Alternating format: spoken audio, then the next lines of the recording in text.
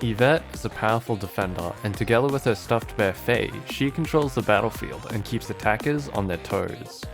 Equipped with a specialized SMG, she excels in close quarters and can even stand up against rifles at mid-range. Pressing the ability key will allow you to deploy Faye. Pressing the key again will allow you to take control and move Faye within a certain range, marked by the dotted line on your minimap.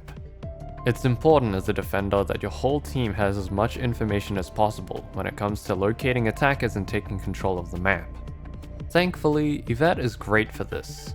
Though she cannot provide visuals through walls, like Michelle or Nobunaga, enemies that Faye might see will be shown on the minimap for your whole team.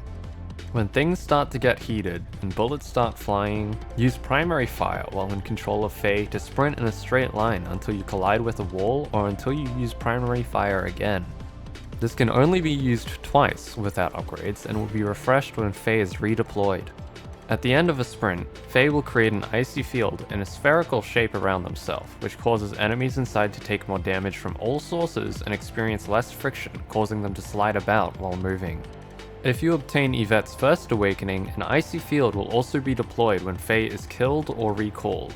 While Faye is already sprinting, Yvette can exit control freely without interrupting Faye's attack. Use this to your knowledge to attack alongside Faye or to reposition to a better location while distracting your enemies. If the fight takes a turn for the worse and you're caught without cover, Faye makes a good body shield to soak up damage. As a little bonus, they act as a one-way wall, allowing you and your teammates to sit back and shoot through Faye while attackers cannot. But be careful, even though Faye has 700 shield, they can be quickly destroyed when being shot at by more than one person. Additionally, attackers like Ming, Aika, and Baimo will still gain bonuses when shooting at Faye. Despite being a powerful tactic, try not to rely on it and instead use it sparingly. Make the most of Faye's scouting abilities first, to find out what move your opponents are going to make next. Faye is extremely difficult to use effectively in a match, due to the wide range of tactics which can be applied, as well as the 35-second cooldown.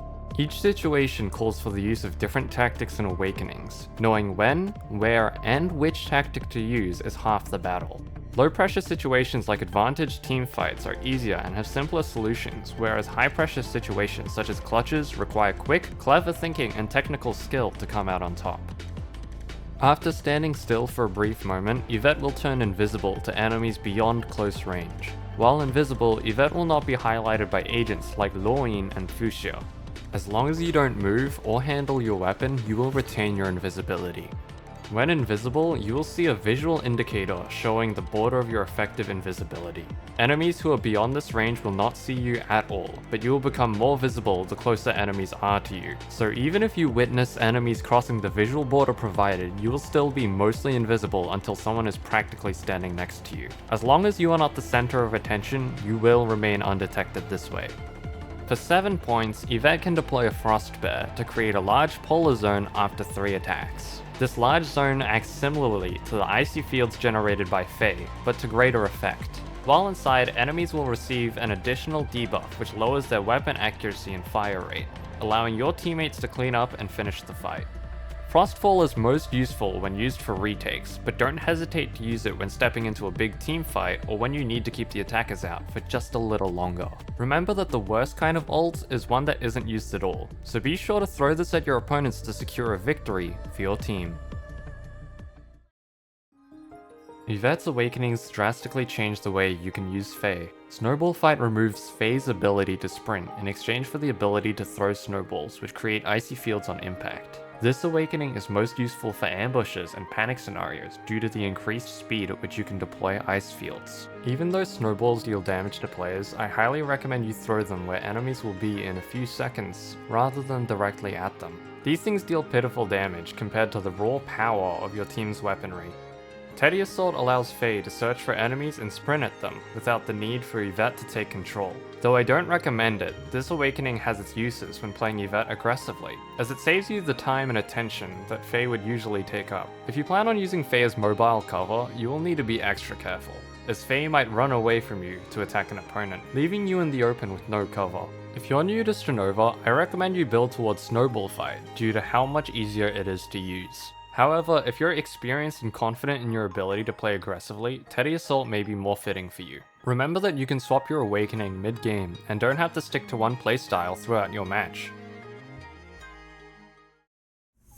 Knowing where to put yourself and where to hold fort as Yvette is top priority. Faye is incredible when it comes to clogging choke points and making it difficult for attackers to push through. Places with small halls and doorways like the ones in the middle of Windy Town or Base 404 are prime spots to cover in ice and take over.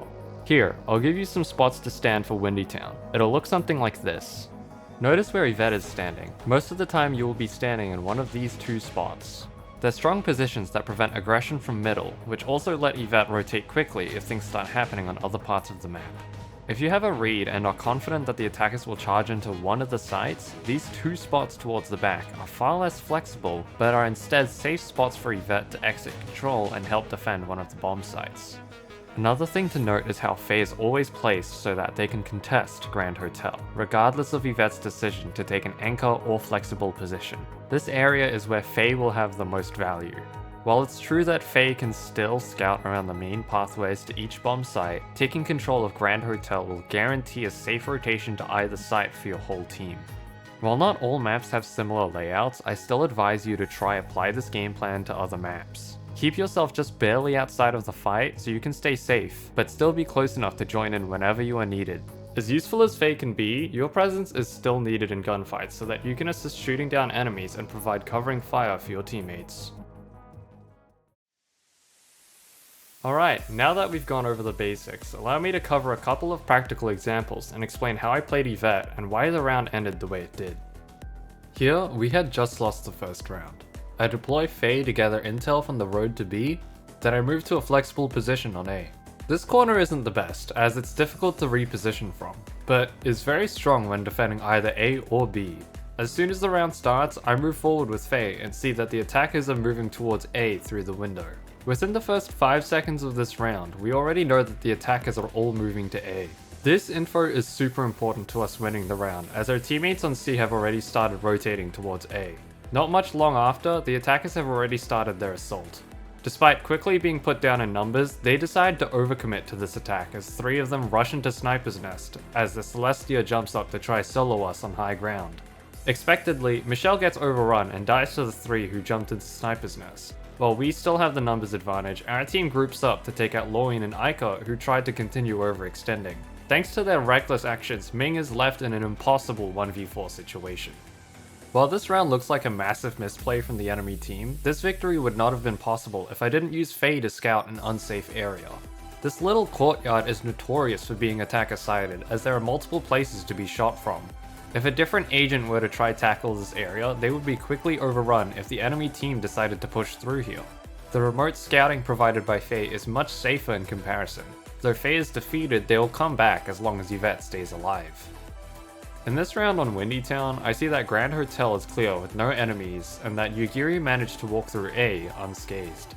With this knowledge, I use Faye to assist Yugiri. The intention of this sprint is to draw potential attention away from Yugiri, as well as reposition myself to a better spot to join the action. From here, seeing that I have an extra moment, I decide to cover the bomb site in ice before I step in.